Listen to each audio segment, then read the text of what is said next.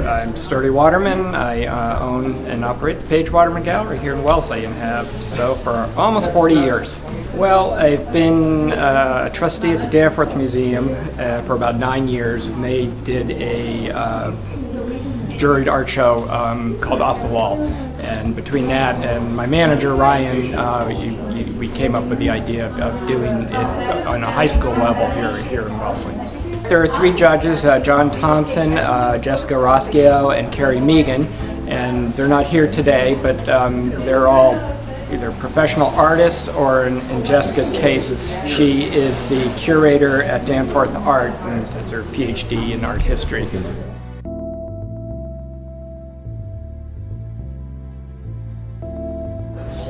Okay, so my art piece was made to represent the struggles that women usually go through, like body image-wise and stuff that social media affects. Like, she's reaching for her crown, which is like a higher piece of her, but like she, on the way to trying to reach her crown, she's just having difficulty getting there because that's kind of like her confidence level. But her confidence is kind of false because she's tearing herself apart from the expectations people have of women. Yes, my work was inspired by the history of hair for people of color. Throughout history, mainly women have been forced by society to damage their hair, whether it was heat damage or just perming their hair. So I was inspired to show that women and men can wear their hair really any way they want. I wanted to focus on the hair texture, braids. We have here, I put a pick in his hair to really show his personality. She has dreads, and I really wanted to focus on the texture of the hair. So I kind of had an inspiration from a piece of artwork that I actually bought while I was on a trip in Canada to do a geometric background, and I used origami paper and Mod Podge over it. And I like to do kind of cartoon sketches of like girls, so I did that as the girl there, and that's kind of how I got my inspiration. What artists do you like to look at? I don't have, well, so I have a lot. I did used to like Frida Kahlo when I was younger. I also liked Da Vinci. His art was really cool. And I've taken pottery classes before, so I also like pottery. So I've worked with Tom Carter, the Wellesley Art Department head, in printmaking for a couple of years now.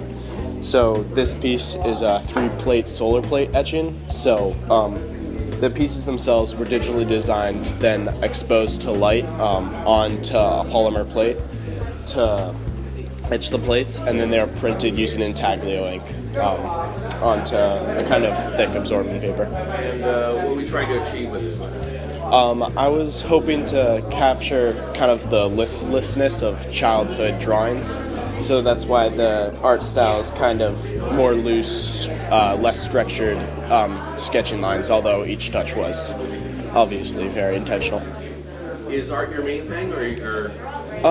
I do spend a lot of time in the studio with Mr. Carter, but I'm pretty limited to printmaking. Like, I don't take any other art classes. Other than that, I'm on the Wellesley High School volleyball team this year, so should get a state championship, which will be good. And yeah, so I've definitely been spending a lot more time in the studio as the year has gone on. My schedule's freed up, so I'm able to work more closely with Mr. Carter. So my piece was taken in Miami, and it's a landscape of my mom, and it's a picture of a picture. And I did this based on a series that I did with people like in a picture of a picture and landscapes, because I wanted to think about the theory that we start to become like who we hang out around, and like nature, even that has to do with we become like one of our surroundings in like the most unnatural ways.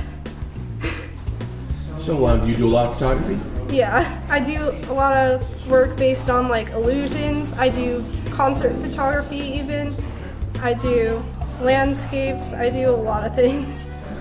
Well, this is a print that I did on a linoleum block. I did it from a portrait, just of a random person. I just really wanted to convey kind of the emotion, and I wanted to keep all of the lines pretty similar so that I wouldn't draw attention away, but yeah, I'm proud of it. Now you actually have a couple of pieces in the show. I do. And you do a lot of experimenting with the style and stuff? Yeah, I typically like 2D and I really like painting, but I did take a printmaking class, so that's why I have a few prints, but and I liked it too, but I like oil paint.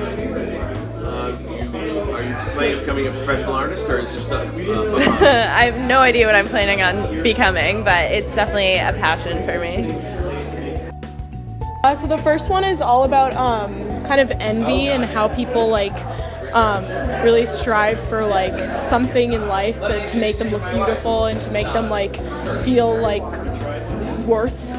And this is kind of just it's supposed to represent hands kind of grabbing at nature, but yeah. And what's the other one? And then the other one is dusk, and it's kind of supposed to portray a moody feeling of what it feels like at dusk, and it's really melancholy and yeah. So the first one is relief print, so they're both printmaking. So the first one's relief print, and then it's kind of layered on top with different pieces of paper, and then the bottom one is actually monoprint, and it's more of using textures and incorporating textures into the printing press.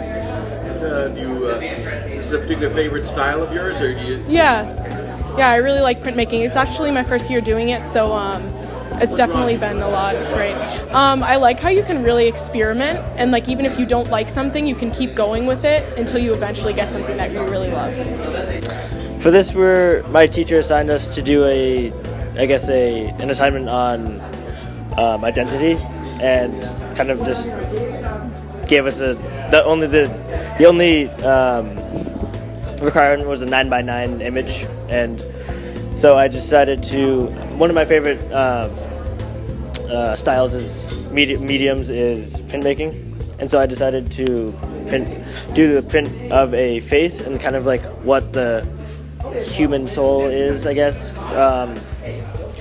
And I originally I carved a piece of linoleum block, and then inside of that I started drawing kind of just what the soul was. It's we don't really know what it is, and it was kind of just my artistic interpretation of what it was to me, and how it's always moving and changing, which is why I called it flux face, a changing face. I learned that when I was a freshman, and you kind of just draw arcs, continuous arcs, and then keep going over those arcs and change the size and length of the arcs to get the intended effect of the hills and crevices. So my first photo, the top one, is of my neighbor Page, and we were in this building and it was at night, and there were all these really pretty city lights outside, and I really wanted to kind of capture this feeling of kind of almost wanting and looking off into the distance. So I tried to do that for this, and then this is this was in the fall, and it was one of the last roses in my garden, and so I wanted to capture that, and so I took it in black and white, but then after I developed it, I later went in and I hand painted the flower in pink. So did you actually shoot with film? Yeah, I shoot with film. Yeah. Talk about film versus digital. Well, I like the simplicity of film photography. I like how there's a whole history behind it, and I find it really interesting. And I think with digital art, you take a photo and then you have to go somewhere to get it printed, but with film photography, you print it yourself and you're with the art for the whole process and you really get into it, and so I think that's really important. So I was having lunch with my mom at this at the Wayside Inn because they have a lovely little restaurant, and I was looking to the side and just noticed that the light was coming in the window in a particularly nice way. So I decided to take a picture of it, and then in I think it was my freshman year painting class, the assignment was to do a landscape, but I didn't really want to do a landscape, and I had this picture that I'd been wanting to paint for a while. So I asked Mr. Harrison if he'd let me paint it, and he said sure, why not. And so. A little bit about the so this is acrylic. Do you like working with acrylic? Yeah, I like acrylic. I've tried oil before, but I get frustrated with how long it takes for it to dry, and I like just being able to go over acrylic again and again and recreate the colors whenever I need to. Do you think artists look at things differently than other people? I think it depends artist to artist, but I think as an artist, you kind of have to look at the world differently to be able to take in all the potential things to draw or paint or make a sculpture out of, and you have to look around for inspiration wherever you can find it, or else it'll be lost in all the other memories that get all jumbled up. But it depends on the type of subjects you paint or draw or make a sculpture out of. I do generally traditional art, like landscapes and small sceneries like this one, but then for a different artist, like the sculpturist who did the jail cell one, might look completely differently and see situational things for inspiration or social issues. So I think really we're trying to bring the world to suburban Boston. We want to make simple chocolate flavors that really speak to, the brings out the flavor in the chocolate, and we have flavors like cardamom and rose and candied violet. So it's really years of travel in the Middle East and in Europe, and we're trying to bring those flavors to our chocolate. So they're exotic in Europe. In the Middle East, it's a lot of rose, pistachio, cardamom, things like that. So we're trying to infuse our chocolates with those flavors. We've got a residential kitchen, and we just make them there. So really it's, even coming up with the flavors is kind of a labor of love. So we experiment a lot in our house, and the neighbors are a huge beneficiary of that, trying to come up with some interesting flavors every season. And so we just try them out in the kitchen. We buy, online from all over the world, in fact, different flavorings and nuts and dried fruit and things like that. And we put those in the chocolate. We sell online. We're going to start selling at farmers markets. So antique markets, places like that. Welcome, everyone. Welcome to Next Up, Page Waterman Gallery's first annual juried art exhibition for high school students. Everyone has been so impressed with the quality and creativity of the artwork you see here on display today. And students, parents, faculty should be very proud of all your accomplishments. I feel, being in this business over 40 years, being creative and imaginative are wonderful qualities, and then which will open many doors and provide wonderful opportunities for the rest of your life. So best wishes to the seniors who will soon be graduating, and for all the others, we hope to see you back here next year. And thank you, mothers, because this ended up on Mother's Day, so you're a good sport to be here today, too.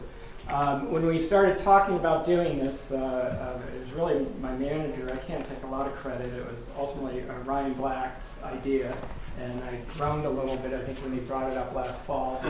I knew it would be a lot of work, and it was, and he did the lion's share of it. So I think he deserves a little round of applause.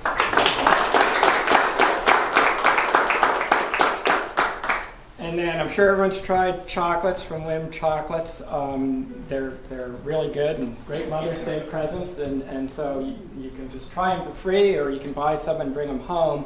If you purchase some, part of the proceeds supports adolescent wellness. And I think on that note, Bob Anthony, who's president of Adolescent Wellness, is going to just say a few words, and then I'll hand out the awards. Thank you so much, Sturdy. And thank you, Ryan. This was a novel idea, and it was carried through beautifully. Thank you much. I'm also grateful to Marshall Parker for contributing from the Wim Chocolate.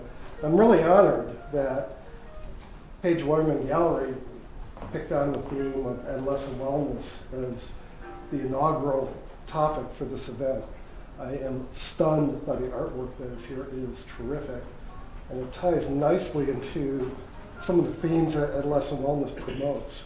We are a nonprofit that is with a goal of seeing all students get through adolescence without symptoms of depression. And that's not an achievable goal yet. About 30% of cases are wholly preventable. They're still working on how to address the others.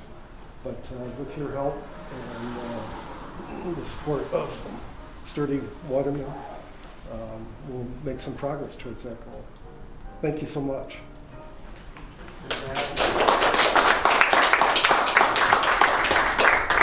So I'll just start by reading up and giving recognition to the honorable mentions. And excuse me when I mispronounce some names here, but Miggy Joseph, Hair Series 2. Ryan, if you want to help point them out, but that's here. Caroline Coolidge, Acceptance. And if you're here, please raise your hand. Kate Knight, Sea Bottle. Which is right back here. Stephanie Chamberlain, Seasons. Which is around the corner. It's a beautiful little print. David Freeman, right? Tiki Mass. Yeah, also around the corner. Hunter Taylor Black, Picasso. Which is right over here. Katie Stevenson, Firescape. Right back there. Right there. Joelle Mantis, Woman in Pink. Which is right up there. Elizabeth Baldini, Liquid Portal. Which is also right back there. Photograph there. Kenda Zaleski, Corn Plant. Right up top there. Emily Smith, Spinay. Which is this wonderful ceramic right here. Anthony Rinaldi, Prison Cell. Which is in this case. Okay. Lizzie Bellon, Radio. Also right there.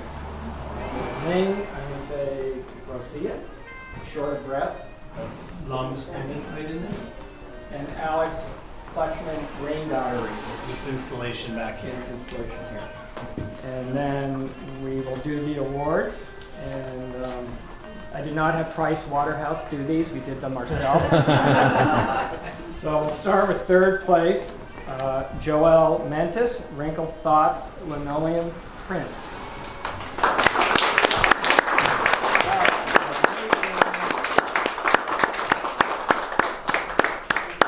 And second place, and I don't think she's here unfortunately, Melissa D. Pieces Pen Drawing. And first place, Alicia Belito. Yes. Wayside Inn.